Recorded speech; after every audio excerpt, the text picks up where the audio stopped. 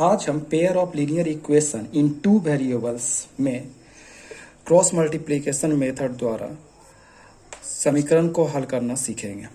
Exercise 3.5 में पहला question है, which of the following pairs of linear equation has unique solution, no solution और infinitely many solution. In case there is a unique solution find it by using cross multiplication. First equation यहाँ पर है x minus 3y minus 3 is equal to 0, इसे हम first equation मानते हैं। Second equation है 3x minus 9y minus 2 is equal to 0। यहाँ पर बोला जा रहा है कि अगर हमारे पास दो लीनियर इक्वेशन दिए हुए हैं तो पहले हमें जांचना है कि इसका यूनिक सोल्यूशन होगा या इनफाइनाइटली मेनी सोल्यूशन होगा या नो सोल्यूशन होगा। इसे जांचने का तरीका होता है कि किसी भी लीनियर इक्वेशन का जो जनरल फॉर्म होता है इस फॉर्म में होता है a1x plus b1y plus c1 is equal to 0। And दूसरा अगर इक्वेशन है a2x plus b2y plus c2 is equal to 0। तो इसमें x का कोफिशिएंट a1 है, y का कोफिशिएंट b1 है, c1 कांस्टेंट टर्म है। उसी प्रकार दूसरे लीनियर इक्वेशन में x का कोफिशिएंट a2 है, y का कोफिशिएंट b2 है और कांस्टेंट टर्म c2 है। तो ये दोनों जो लीनियर इक्वेशन दिए हुए हैं इसमें सबसे पहले हम a1 b1 c1 a2 b2 c2 को फाइंड आउट करेंगे। ठीक है, तो हियर यहाँ जो है a1 is equal to x के साथ कोई कोफिशिएंट नहीं दिख रहा है, इसलिए यहाँ पर क्या होगा 1, डेट कंसीडर टू 1। ठीक है ना, तो 1 b1 is equal to minus 3 and c1 is equal to also क्या होगा माइनस 3। अलॉन्ग विथ साइन हमको लेकर चलना है। ठीक है, and a2 is equal to हो गया 3, b2 is equal to 9 and c2 is equal to minus 2। Now अब हम लोग चेक करेंगे a1 by a2, a1 by a2। तो a1 बाई a2 तो a1 का वैल्यू है 1 और a2 का जो वैल्यू है 3 यहाँ पुट करें तो ये आया 1 by 3। Next b1 upon b2, तो b1 का वैल्यू है माइनस 3, यहाँ y का जो b2 में वैल्यू था वो माइनस 9 था। ठीक है, और b2 का जो वैल्यू है वो माइनस 9, माइनस माइनस कट जाएगा तो बचेगा आपका 3 1 जा 3, 3 3 जा 9। तो ये 3 का टेबल कटने के बाद जो सिंप्लीफाई करने पर आता है 1 by 3। And next c1 by c2 अगर हम लेते हैं तो ये आता है minus 3 by minus 2, minus minus cross करने के बाद आता है 3 बाई 2। हियर यहाँ हम लोग देखते हैं सिंस a1 बाई a2 का जो वैल्यू है 1 बाई 3 आ रहा है, b1 बाई b2 का वैल्यू 1 बाई 3 आ रहा है और c1 बाई c2 का वैल्यू 3 बाई 2 आ रहा है। तो हम लोग जानते हैं कि if a1 by a2 is equal to b1 by b2 हो और ये वैल्यू नॉट इक्वल टू क्या हो c1 बाई c2, इस कंडीशन में ये जो इक्वेशन दोनों दिया हुआ है इसका कोई भी हल नहीं होगा। Therefore it has no solution, it has no solution. और जिस कारण हम क्या करेंगे, इसे क्रॉस मल्टीप्लिकेशन प्रोसेस द्वारा सॉल्व नहीं करेंगे क्योंकि ये साफ लिखा हुआ है कि अगर ये नो सॉल्यूशन आता है और इनफाइनाइटली मेनी सॉल्यूशन आता है तो इस कंडीशन में हम इसे क्रॉस मल्टीप्लिकेशन मेथड द्वारा हल नहीं करेंगे। क्योंकि नो सॉल्यूशन है तो इसका मतलब है कि कोई भी सॉल्यूशन निकलेगा ही नहीं, एक्स और वाई का कोई भी वैल्यू नहीं आएगा। ठीक है, now second question is 2x plus y is equal to 5 and second equation is 3x plus y is equal to 8। पहले हम इसे लीनियर इक्वेशन के जनरल फॉर्म जो समान रूप होता है उसके रूप में लिखेंगे। तो 2x plus y is equal to 5 को हम लोग लिख सकते हैं 2x प्लस वाई। इस 5 को इधर इक्वल के ट्रांसपोज लेफ्ट साइड की ओर ट्रांसपोज करेंगे तो इसका साइन चेंज होकर क्या हो जाएगा -5 और इधर क्या लेफ्ट बचेगा 0, यानी इसको लिखा जा सकता है 2x plus y minus 5 is equal to 0। ये हो गया equation first. And second 3x plus 2y is equal to 8 को हम लोग इसी प्रकार क्या लिख सकते हैं 3x प्लस 2y, फिर 8 को इधर ट्रांसपोज करेंगे तो ये -8 इज इक्वल टू 0। ये हो गया मेरा सेकेंड इक्वेशन। अब इसको चेक करेंगे कि क्या इसका यूनिक सोल्यूशन है या नहीं। इसके लिए हम लोग क्या करेंगे, फिर हम a1 B1 C1 A2 B2 C2 को फाइंड आउट करेंगे। हियर क्या हो रहा है, A1 मतलब x का कोफिशिएंट, x का गुणांक, x का जो कोफिशिएंट है वो क्या है 2, ठीक है। तो ये हो गया मेरा A1, तो A1 इज इक्वल टू क्या हुआ 2। B1 मतलब y का कोफिशिएंट पहले वाले लीनियर इक्वेशन से, तो ये हो गया कुछ नहीं दिख रहा है यानी कुछ शो नहीं कर रहा है, तो यहाँ हो गया B1 is equal to 1 and C1 is equal to हुआ -5। सिमिलरली अगर सेकेंड लीनियर इक्वेशन में जाते हैं तो x के साथ जो कोफिशिएंट है वो A2 का काम करेगा, तो A2 इज इक्वल टू क्या हो जाएगा 3, B2 इज इक्वल टू क्या हो जाएगा मेरा 2 और C2 इज इक्वल टू हो जाएगा -8। नाउ अब हमको चेक करना है A1 by A2 B1 by B2 C1 by C2। यहाँ लिखेंगे A1 by A2 is equal to होगा 2, A1 का वैल्यू 2 था और y का वैल्यू A2 का वैल्यू 3 था, तो 2 बाई 3। नेक्स्ट है B1 by B2, B1 by B2, B1 का जो वैल्यू है 1 और B2 का वैल्यू है 2, तो इसका वैल्यू आएगा 1 by 2। And finally C1 by C2 का वैल्यू अगर हम देखते हैं तो C1 का वैल्यू यहाँ आया है -5 एंड C2 का वैल्यू है -8। माइनस माइनस क्रॉस करेंगे क्योंकि माइनस माइनस प्लस हो जाता है, इसलिए यह बचेगा 5/8, ठीक है। सिंस कंडीशन क्या आता है कि A1 by A2 is not equal to क्या है B1 बाई B2, ठीक है। देयरफॉर चूंकि हम लोग जानते हैं कि अगर किसी लीनियर इक्वेशन में अगर A1 by A2 B1 by B2 के इक्वल नहीं आता है तो उस कंडीशन में ये दोनों इक्वेशन का एक यूनिक सॉल्यूशन होगा, यानी अद्वितीय हल होगा, जिसे हम हिंदी में अद्वितीय हल भी कहते हैं। तो it has unique solution, unique solution मतलब one and only one solution, unique solution, ठीक है। अब हम इसे क्रॉस मल्टीप्लिकेशन द्वारा सॉल्व करेंगे, तो इसके लिए हम बाय फार्मूला नहीं चलेंगे, एक अनदर मेथड जो इजी मेथड होता है उसके द्वारा हम सॉल्व करेंगे। बहुत ही इजी मेथड होता है ये।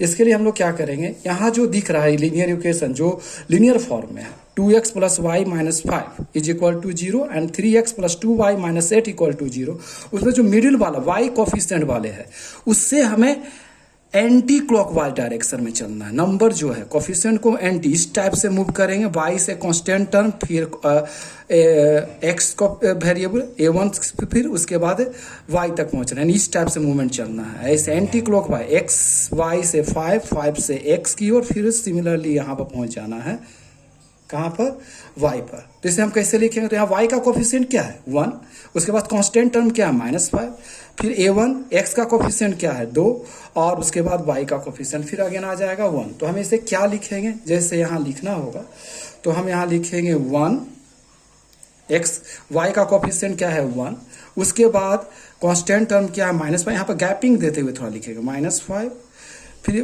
1 -5, फिर इधर से मूव करते जा रहे हैं, यहाँ से मूव करते हुए यहाँ हम जाएंगे, कहाँ आएंगे x के कोफिशिएंट जो कि है 2 और उसके बाद y का कोफिशिएंट अगेन होगा 1। मतलब जहाँ से हमें शुरुआत करना है वहीं हमको फाइनल पहुँचना है। y से पहुँचते हुए यहाँ से मूव करना, कोफिशिएंट लेते हुए उस नंबर को कहाँ तक पहुँचना है, एंटी क्लॉकवाइज डायरेक्शन में मूव करते हुए फिर उसी जगह जाना है। सिमिलरली अगर हम इसी में देखें तो यहाँ y से मूवमेंट करेंगे तो ये आएगा 2, फिर क्या आएगा -8, फिर उसके बाद 3 और फिर क्या आएगा 2। तो यहाँ इसके नीचे जस्ट बिलो इट 2, फिर -8, फिर 3 और फिर क्या होगा 2। अब इन दोनों के बीच में जो गैपिंग है तो हमें x का वैल्यू निकालना है, तो यहाँ पर क्या पुट कर देना है x, फिर इसके बीच में क्या है जो गैपिंग है उसमें क्या पुट करना है y, और फिर इसके बीच में जो वैल्यू है इसके यहाँ पुट करना है 1, क्योंकि यहाँ पर कुछ नंबर नहीं 5 × 1 यानी 1, इसलिए यहाँ पर हम लोग 1 लिखते हैं। यहाँ x है इसलिए x लिखा गया, यहाँ y है तो y, और 5 × 1 -5 × 1 भी -5 आएगा, इसलिए यहाँ पर क्या लिखा जा रहा है आपका 1 पुट करते हैं। अब इसको सॉल्व करने का क्या तरीका है, इसके लिए हम लोग क्या करेंगे, पहले x लिखेंगे। अब चूंकि क्रॉस मल्टीप्लिकेशन मेथड है तो ऊपर से नीचे की ओर क्रॉस जाएंगे, मूवमेंट करेंगे, यहाँ से ये 1 को -8 से मल्टीप्लाई करेंगे तो ये प्लस और ये माइनस, प्लस माइनस माइनस, 1 को 8 से इंटू करेंगे तो -8 आएगा। फिर ऊपर से नीचे से ऊपर की ओर, क्योंकि अपोजिट डायरेक्शन में इसका एरो जा रहा है, साइन जा रहा है, इसलिए हम इसको डायरेक्शन अपोजिट है इसलिए यहाँ पर माइनस का साइन अप्लाई करेंगे और इन दोनों को इनटू करेंगे। तो ये प्लस है और ये माइनस, तो प्लस माइनस माइनस और 2 5 जा 10। चूंकि दो साइन आ रहे हैं तो इस तरह से ब्रैकेट में रखकर हम दिखाएंगे -10। फिर यहाँ पर इक्वल का साइन देंगे। फिर इस y, चूंकि y है तो y का काम करना है तो y अपॉन लिखा जाएगा। इसके बाद फिर इधर वाले को into, just similar process apply करेंगे। -5 को फिर किससे इंटू किया जाएगा? 3 से। तो प्लस माइनस प्लस माइनस, तो 5 3 जा हो गया 15। फिर साइन अपोजिट डायरेक्शन में जा रहा है इसलिए माइनस साइन देंगे और फिर इसको इंटू करेंगे। माइनस प्लस माइनस, तो -8 2 जा 16, तो ये आया -16। फिर इक्वल टू देंगे, फिर आएगा 1। 2 को फिर 2 से इंटू किया जाएगा तो प्लस प्लस साइन है, 2 2 जा क्या हो गया 4। अपोजिट डायरेक्शन में फिर एरो जा रहा है इसलिए फिर साइन देंगे, अप्लाई करेंगे। -3 को 1 से इंटू किया जाएगा तो 3 1 जा 3। अब इसको फाइनली हम लोग सॉल्व करेंगे तो x इज इक्वल y क्या आएगा? -8 माइनस माइनस प्लस और 10। फिर इक्वल टू का साइन है, इक्वल टू पुट करेंगे। फिर y अपॉन यहाँ क्या है? -15 माइनस माइनस क्या हो गया? +16 इज इक्वल टू 1 और 4 में से 3 जाएगा तो क्या आएगा? 1। फिर इसको फाइनली हम लोग क्या करेंगे? सॉल्व करेंगे। तो x प्लस माइनस माइनस 10 में से 8 जाएगा 2 आएगा, चूंकि 10 बड़ा है नंबर और उसका साइन प्लस इसलिए इसका साइन प्लस ही रहेगा। फिर is equal to y plus minus minus 16 में से 15 जाएगा, बचेगा 1। चूंकि 16 भी बड़ी नंबर है 15 से, इस चीज का साइन प्लस है इसलिए इसका साइन प्लस रखेंगे और यहाँ is equal to 1/1।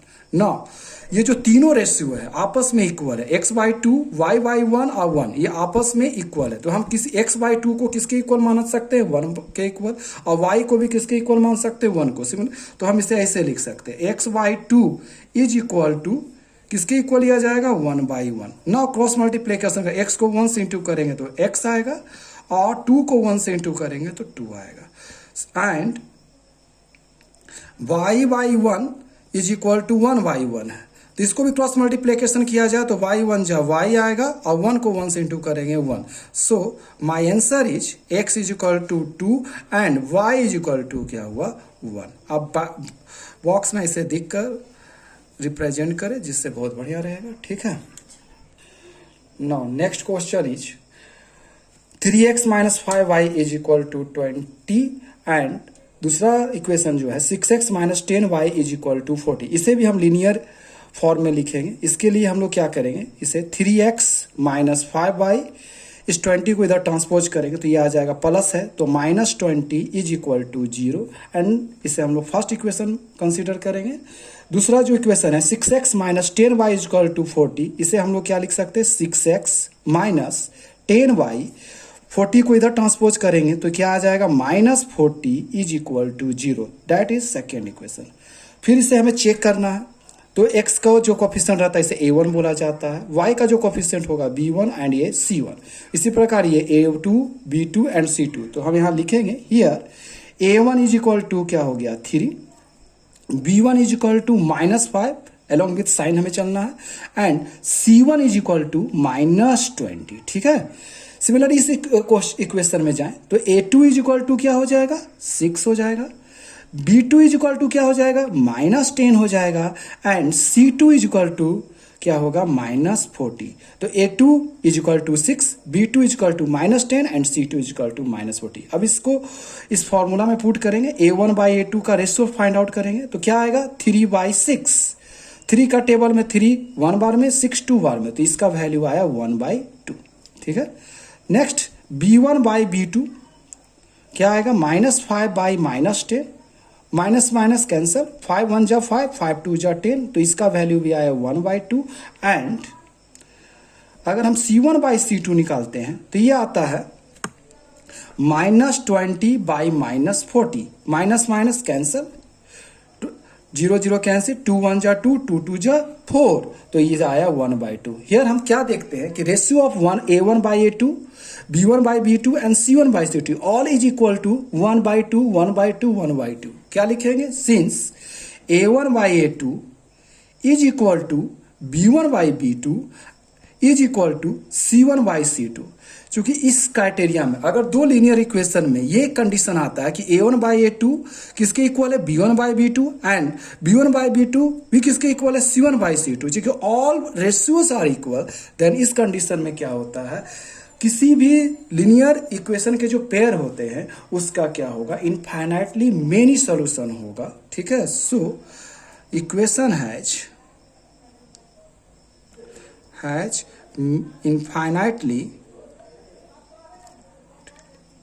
Many solution मतलब अनेकों हल होंगे, मतलब दिए गए जो समीकरण है, इक्वेशन है, लीनियर इक्वेशन, उसका क्या होगा, अनेकों हल हो गया। और चूंकि इस अनेकों हल के कंडीशन में भी हमें क्या करना है, क्रॉस मल्टीप्लिकेशन को अप्लाई नहीं करना है, ठीक है। Now fourth question is x minus 3y minus 7 is equal to 0। इसे हमने पहला इक्वेशन मान लिया। और दूसरा इक्वेशन है 3x minus 3y minus 15 is equal to 0। इसे हम लोग क्या मान लिए, सेकेंड इक्वेशन मान लिए, ठीक है। फिर हम इसमें चेक करेंगे, यार a1 इज क्या है, x का जो कोफिशिएंट होता है उसे हमने क्या बोला था, a1 मानना है। तो a1 इज इक्वल टू क्या है, x के साथ कोई नंबर नहीं दिख रहा है, तो ये जो भी नंबर नहीं है तो 1 है, तो 1 लिखा जाएगा। b1 इज इक्वल टू क्या लिखा जाएगा, y का जो कोफिशिएंट होता है उसे हम लोग b1 मानते हैं, तो ये क्या हो जाएगा -3। And c1 is equal to इसी प्रकार क्या हो जाएगा -7। And a2 is equal to क्या हो जाएगा, x के साथ दूसरे इक्वेशन का जो कोफिशिएंट है तो ये हो जाएगा 3। b2 जो हो जाएगा -3 एंड c2 जो हो जाएगा वो -15 हो जाएगा। नाउ रेशियो फाइंड आउट करेंगे a1 बाई a2 का, तो क्या आएगा 1/3। a1 का वैल्यू 1 और a2 का वैल्यू क्या है 3, 1/3, ये सिंपलेस्ट फॉर्म में ही है। b1 बाई b2 का फाइंड आउट करेंगे तो ये -3 और ये भी क्या आया -3, माइनस माइनस क्या हो गया कैंसल, 3 1 जा 3, 3 1 जा 3, तो ये क्या आया 1, ठीक है। एंड अगर हम c1 बाई c2 लेते हैं तो ये क्या आता है -7 बाई -15, माइनस माइनस कैंसिल, तो ये आया 7/15। तो हियर हम क्या देख रहे हैं कि a1 बाई a2 और b1 बाई b2 का जो रेशियो है आपस में इक्वल नहीं है। इस कंडीशन में क्या होता है, ये जो दोनों लीनियर इक्वेशन है, रैखिक समीकरण है, उनका हल क्या होगा, अद्वितीय यानी यूनिक सॉल्यूशन होगा। Since a1 by a2 is not equal to, बराबर नहीं है किसके, b1 बाई b2, यहाँ क्लियर दिख रहा है a1 बाई a2 1/3 और b1 by b2 is equal to 1, तो दोनों रेशियो आपस में इक्वल नहीं है। देयरफॉर लीनियर इक्वेशन हैज क्या होगा, linear equation has in unique solution. जब यूनिक सॉल्यूशन हुआ तो हमें फिर वही अप्लाई करना होगा कि हमें इसे किसके द्वारा सॉल्व करना है, क्रॉस मल्टीप्लिकेशन द्वारा। तो आपको क्या बताया गया कि जो y कोफिशिएंट है वहां से हमें चलना है एंटी क्लॉकवाइज डायरेक्शन से होते हुए फिर वहीं पर रीच करना है, ठीक है ना। तो यहाँ पे इसका कोफिशिएंट क्या है -3, तो हम लोग यहाँ क्या लिखेंगे -3, ठीक है ना। y का जो कोफिशिएंट है b1 -3, फिर उसके बाद हमें कहाँ जाना है, यहाँ से इधर मूव करना है, क्या आ जाएगा -7, थोड़ा गैपिंग देते हुए लिखते जाना है। फिर इधर से ऊपर की ओर मूव करेंगे, कहाँ x की ओर जाएंगे, ठीक है। इसका कोफिशिएंट क्या है 1, थोड़ा गैपिंग देते हो। अब फिर यहाँ रीच कहाँ करना, फाइनली जिस पोजीशन से स्टार्ट किए थे वहीं पर एंड करना है, तो ये क्या आएगा -3। सेम नेक्स्ट इक्वेशन में भी कर चलना है हमें, तो -3, फिर क्या आएगा -15, फिर क्या है -3 -15, फिर क्या आएगा 3 और फिर आएगा -3। इन दोनों के बीच में हमें पुट क्या करना है x, क्योंकि चूंकि हमें x का वैल्यू निकालना है। फिर इन दोनों के बीच में वैल्यू क्या निकालना है y, तो y पुट करना है, और इनके बीच में क्या करना है 1 पुट करना है, ठीक है। अब इसे हम सॉल्व करेंगे क्रॉस मल्टीप्लिकेशन द्वारा। चूंकि x का वैल्यू निकालना तो x अपॉन ऊपर से नीचे की ओर क्रॉस मल्टीप्लाई करना है, तो इस टाइप से एरो देते हुए हमको मल्टीप्लाई करना। माइनस माइनस क्या होगा +3, 15 3 जा क्या होता है 45, तो 15 3 जा क्या लिखेंगे 45, और माइनस माइनस प्लस। चूंकि यहाँ पर एरो का साइन अपोजिट डायरेक्शन में जा रहा है तो साइन क्या करना है माइनस, फिर इसको इंटू करेंगे, माइनस माइनस क्या हुआ +3 7 जा क्या होगा 21, फिर इक्वल का साइन देना है, फिर y अपॉन, फिर इसी प्रकार प्रोसेस अप्लाई करना है। -7 को 3 से इंटू करना है, तो माइनस प्लस, -7 3 जा क्या होता है 21, फिर एरो ऊपर की अप्लाई करना है, माइनस प्लस माइनस का साइन देंगे, और ये माइनस प्लस माइनस, 15 1 जा 15, ठीक है -15, और इज इक्वल टू, फिर यहाँ 1 देना है, 1 को किससे मल्टीप्लाई करना, -3 से, तो प्लस माइनस माइनस -3, एरो का साइन फिर ऊपर दे रहे हैं इसलिए साइन माइनस देंगे, प्लस माइनस माइनस, 3 3 जा क्या आएगा -9।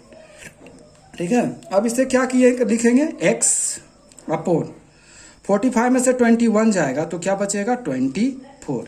फिर इसी प्रकार y -21 माइनस माइनस प्लस 15 लिखेंगे is equal to 1 -3 minus minus plus और ये आ जाएगा 9। x आया 24, इसे भी हम सिंप्लीफाई कर लेंगे। y माइनस प्लस -21 में से 15 जाएगा क्या बचेगा -6 इज इक्वल टू 1 और यहाँ क्या आएगा प्लस माइनस माइनस ये आ जाएगा 6, चूंकि 9 बड़ा है जिसका साइन प्लस है इसलिए यहाँ पे हमें प्लस साइन देना है। अब इससे चूंकि यहाँ तीनों पार्ट जो है आपस में इक्वल है इसलिए x/24 को हम किसके इक्वल ले सकते हैं 1/6 के। अब y अपॉन -6 को भी किसके इक्वल लिया जा सकता है 1/6 को। इसको इस टाइप से लिखा जाएगा x/24 is equal to now 1/6 cross multiplication करते हैं, x को 6 से इंटू करेंगे तो 6x आएगा और 24 को 1 से इंटू करेंगे तो क्या आएगा 24। अब x लिखेंगे चूंकि x के साथ 6 इंटू है तो इधर जाकर क्या हो जाएगा डिवाइड, इंटू का अपोजिट होता है डिवाइड, तो 24/6 काटेंगे तो ये क्या आएगा 4, यानी x इज इक्वल टू क्या आया 4, मतलब मेरा वैल्यू जो x का निकला वो आया 4। नेक्स्ट y अपॉन क्या है 6 इज इक्वल टू क्या है 1/6। अब इसको क्रॉस मल्टीप्लीकेशन करेंगे तो क्या आएगा, y को 6 से इंटू करेंगे तो 6 इंटू पाई इंटू 6 और यहाँ 1 को -6 से इंटू करेंगे तो -6। y का वैल्यू इसी प्रकार क्या आ जाएगा, चूंकि ये y के साथ 6 इंटू है तो इधर डिवाइड करने के बाद आया -6/6, काटते हैं तो 6 1 जा 6 आएगा तो y का वैल्यू क्या आया -1। इस प्रकार x का जो वैल्यू आया 4 और y इक्वल टू हो गया -1। ये आपका फाइनल क्या हो गया आंसर हो गया। अगर वीडियो अच्छा लगे तो आप लाइक करें और सब्सक्राइब करें, ठीक है। और आपके सपोर्ट और सहयोग की हमें मुझे बहुत आवश्यकता है। आपके सहयोग मिलने पर ही हम अच्छे से अच्छे वीडियो बनाने की कोशिश करेंगे। Thank you.